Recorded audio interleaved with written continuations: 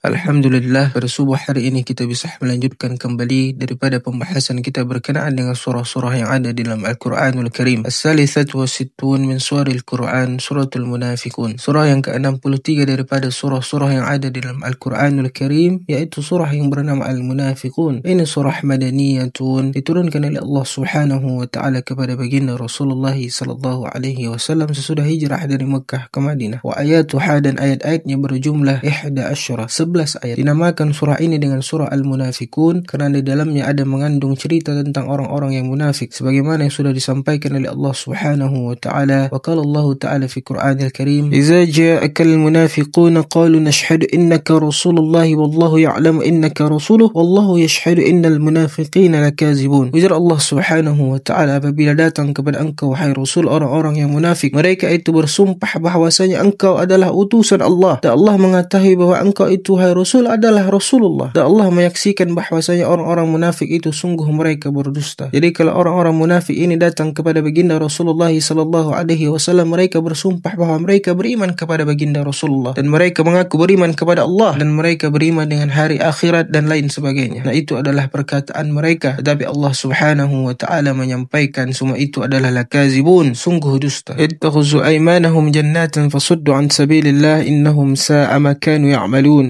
Ittakhuzu aymanahum junnah, mereka menjadikan sumpah itu sebagai perisai, sebagai pelindung supaya tidak diganggu orang, tidak diusir dari Madinah. Lalu mereka pun mengatakan yang demikian, berpura-pura beriman kepada Allah Subhanahu wa Ta'ala dan baginda Rasulullah, biar hidup mereka di kota Madinah itu akan dilindungi. Wasuddu an sabilillah, mereka itu menahan diri daripada jalan-jalan Allah Subhanahu wa Ta'ala. Sungguh mereka itu telah innahum sa'a ma kanu ya'malun, melakukan sesuatu perkara yang sangat jahat. Sebagaimana para ulama berkata, apa yang dimaksud dengan munafik? Munafik itu adalah orang yang di dalam dirinya ada sifat nifak. Sebagaimana dengan orang yang beriman, di dalam dirinya ada iman, maka disebut dia sebagai orang yang mukmin. Tapi kalau orang yang di dalam dirinya ada sifat nifak, maka disebutlah dia sebagai munafik. Nah, apa arti nifak itu? Nifak adalah izharul khair wa izmarul syar, menampakkan kebaikan tetapi menyembunyikan sesuatu yang jahat. Dilihat luarnya sangat bagus, dipandang mata sangat baik, tetapi hatinya penuh dengan kejahatan. Nah, itulah disebut dengan nifak. Fa in kana fi i'tiqadil iman, jika nifak itu berkaitan dengan iktikad, seperti dia mengiktikadkan tidak beriman kepada Allah Subhanahu wa Ta'ala, keyakinannya tidak beriman kepada baginda Rasulullah sallallahu alaihi wasallam, tetapi mulutnya zahirnya beriman, nah ini adalah nifakul iktikad. Fa in kana fi i'tiqadil iman, jika itu nifak pada masalah keyakinan iman, fahuwa nifakul kufri, itu namanya adalah nifakul kufur, keyakinan orang-orang kafir. Wa illa fahuwa nifakul amal, jika berlainan zahir dan batinnya itu bukan dalam masalah iktikad, maka itu disebut namanya nifakul amal, munafik dalam amal perbuatan. Jadi munafik itu ada dua macam, munafik dalam keyakinan itu jelas orang kafir, kemudian munafik dalam perbuatan amal. Di luarnya sahaja bagus, di tempat ramai sangat baik orangnya, kalau sendirian sangat jahat, penuh dengan dosa dan maksiat kepada Allah Subhanahu wa Ta'ala. Di pandangan orang baik, tapi hatinya penuh dengan dosa dan maksiat, penuh dengan kejahatan. Nah, ini adalah nifakul kufri, ka izharul Islam al qalbu maskunun bil kufur. Nifakul kufri adalah menampakkan Islam pada dirinya sedangkan hatinya penuh dengan kekafiran. Dia hanya berpura-pura sahaja. Contohnya seperti macam seorang laki-laki hendak melamar seorang perempuan muslimah sedangkan dirinya ini belum beragama Islam. Jelas lamarannya akan ditolak oleh orang. Maka kemudian dia berpura-pura masuk Islam, mengucapkan dua kalimat syahadat, padahal hatinya tidak demikian, tidak beriman kepada Allah. Tujuannya hanya untuk menikahi itu perempuan muslimah, bukan hendak beriman kepada Allah dan baginda Rasulullah sallallahu alaihi wasallam. Nah, ini namanya adalah nifakul kufur, orang yang munafik lagi kafir. Sebagaimana sudah disampaikan oleh Allah Subhanahu wa Ta'ala dalam Al-Quran. Maka Allah Ta'ala fi Qur'anil Karim, "Wa minan nasi man yaqulu amana billahi wa bil yawmil akhir wa ma hum bimu'minin." Sebagian manusia ada yang mengatakan bahawa kami beriman kepada Allah Subhanahu wa Ta'ala, beriman dengan hari akhir, padahal mereka itu jelas tidak beriman dengan apa yang demikian itu. Kemudian yang kedua adalah wanifakul amal, munafik pada perbuatan, ka izaril khushu' wal qalbu ghairu ghasi, seperti menampakkan kekhusukan padahal hatinya jauh daripada khusyuk. Munafik pada amal perbuatan, nampak orang dia ini sangat baik padahal hatinya jauh daripada yang demikian itu. Gayanya ini macam orang alim padahal hatinya sangat busuk, pikirannya dosa dan penuh maksiat kepada Allah Subhanahu wa Ta'ala. Nah, ini ujar Ibnu Katsir termasuk pada dosa yang sangat besar, maka berhati-hatilah kita dengan demikian itu. Baginda Rasulullah sallallahu alaihi wasallam menyampaikan kepada kita bahawa qala Rasulullah sallallahu alaihi wasallam, ta'awwazu billah min khusyu'in nifaq, berlindunglah kamu daripada Allah Subhanahu wa Ta'ala daripada khusyuk yang nifak tadi. Nah, nifakul amal ini tidak bisa dianggap remeh, tidak bisa dianggap enteng, sebab ada yang munafik amal ini kalau dia terbiasa yang demikian rupa secara terus-menerus bisa membawa kepadanya nifakul iktikad, munafik dalam kekafiran, dalam keyakinan kepada Allah Subhanahu wa taala. Oleh kerana itu nifakul amal ini dimasukkan dalam golongan dosa-dosa yang besar. Waqala Rasulullah sallallahu alaihi wasallam menyampaikan dalam sebuah hadis, ayatul munafik salasun, iza haddasa kazaba, wa iza wa'ada akhlafa, wa iza tu'mina khana. Ujar Nabi kita, tanda orang munafik itu ada 3. Munafik secara umum, yang pertama adalah iza haddasa kazaba, apabila dia berkata-kata dia berdusta. Menurut para pensyarah hadis mengenai maknanya ini adalah apabila dia berkata-kata dia berdusta, artinya sering kali berdusta. Bila mana dia bercerita berdusta, bila mana dia bercakap-cakap membawa berita sering kali berdusta. Kemudian yang kedua, iza wa'ada akhlafa, bila mana dia berjanji, artinya sebelum dia mengatakan janji itu dia sudah ada niat di dalam hatinya untuk menyalahi itu janji. Mulutnya berjanji dan pada saat itu juga hatinya berdusta akan janjinya itu. Jadi dia pun menyalahi janjinya yang digolongkan kepada tanda orang-orang munafik. Lain halnya ketika kita berjanji kepada orang, mulut kita berjanji dan hati kita pun ikut demikian, pada saat waktunya dia ada halangan, ada rintangan yang membuatkan dia terhalang untuk menunaikan janjinya itu, maka itu tidak tergolong kepada orang-orang munafik. Dan kemudian yang ketiga, wa iza tu'mina khana, dan bila mana dia diberikan amanah seringkali mengkhianati amanah itu. Nah, itu tanda-tanda orang munafik. Qala ba'dul ulama, sebahagian ulama pun menjelaskan lagi tentang tanda-tanda orang munafik itu adalah ujaran mereka, al-munafik lil masjid, salah satu tanda orang munafik itu adalah bila mana dia berada di masjid, dia seperti burung yang berada di dalam sangkar. Burung di dalam sangkar itu artinya apa? Hendak keluar saja pikirannya. Sama dengan orang munafik itu kalau sedang berada di masjid, pikirannya tidak memikirkan Allah Subhanahu wa taala, pikirannya tidak beribadah, tidak memohon ampun kepada Allah, tidak memikirkan baginda Rasulullah sallallahu alaihi wasallam. Yang dipikirkannya hanya hendak cepat-cepat keluar saja daripada itu masjid. Tidak ada di dalam hatinya memikirkan Allah Subhanahu wa taala. Wal munafik yasukku fillah, orang munafik itu dia ragu-ragu kepada Allah Subhanahu wa taala. Adakah Allah memberikannya rezeki pada hari ini atau tidak? Apabila dia tidak berusaha, orang munafik itu berfikiran kalau dia tidak berusaha, dia ragu-ragu dan berkata-kata dalam hatinya, apakah Allah memberikan aku rezeki kepada aku atau tidak? Ini tanda orang-orang munafik. Artinya kalau ada di dalam hati kita ini mengatakan, kalau aku ini tidak berusaha macam mana aku dapat duit, kalau aku tidak berusaha macam mana aku makan, kalau aku tidak berusaha macam mana aku hendak memberikan makan orang lain. Nah, pernyataan seperti itu adalah pernyataan hati orang-orang munafik. Dia menyatakan bahawa usahanya itulah satu-satunya jalan Allah Subhanahu wa taala yang bisa mendatangkan rezeki kepadanya. Wal munafiq akhrajud dunya fil hirsi, orang munafik itu dia mengambil dunia dengan penuh kerakusan dan dia menahan hartanya, tidak menafkahkannya, tidak menyumbangkannya, tidak memberikannya ke jalan-jalan Allah Subhanahu wa taala karena keraguan-raguan yang ada pada dirinya. Ujarnya, kalau aku sumbangkan hartaku, kalau aku sedekahkan hartaku, apakah benar akan diberikan Allah pahala? Apakah benar akan dilipat gandakan oleh Allah Subhanahu wa taala? Ujarnya, entah jangan-jangan tidak. Nah, orang-orang munafik itu menahan hartanya, menahan dirinya dengan penuh keraguan-raguan kepada janji Allah Subhanahu wa taala. Wa yanfiqu birriya, nah orang munafik itu kalau dia menyumbangkan hartanya itu pun dengan riya, dengan minta namanya diketahui oleh orang, agar dipuji orang, agar dipandang orang bahawa dia ini orang yang baik, agar semua makhluk Allah Subhanahu wa taala mengenalnya dan dia lupa kepada Allah. Wa qala Allah taala fi Qur'anil Karim, innal munafiqina fit darkil asfali minan nar. Orang-orang munafik itu, ujar Allah Subhanahu wa taala, mereka semua itu berada pada lapisan yang paling bawah daripada neraka. Walan tajida lahum nasira, dan tidak ada kami dapati bagi mereka itu orang yang bisa menolongnya kecuali Allah Subhanahu wa taala. Itu sebabnya Nabi kita sudah memberikan amalan kepada kita agar kita terhindar daripada perkara buruk yang demikian itu. Wa qala Rasulullah sallallahu alaihi wasallam, Nabi kita menyampaikan, mengajarkan doa kepada kita, Allahumma inni a'udzubika minas siqaq wan nifaq wa su'il akhlaq. Ujar Nabi, aku berlindung kepadamu ya Allah minas siqaq, daripada pembentahan, wan nifaq kemunafikan, wa su'il akhlaq dan buruknya budi pekerti, perilaku yang tidak baik. Demikianlah, mudah-mudahan Allah Subhanahu wa taala mengijabah doa kita semua ini dan kita dijauhkan oleh Allah daripada sifat-sifat kemunafikan yang ada dalam diri kita. Amin ya Allah, amin ya rabbal alamin. Allahumma a'inna ala zikrika wa syukrika wa husni ibadatik. Allahumma ja'al akhir kalamina la ilaha illallah, la ilaha illallah, la ilaha illallah, Muhammadur Rasulullah sallallahu alaihi wasallam. Wal afu minkum wal hadis siratullah wa siratul mustaqim. Assalamualaikum warahmatullahi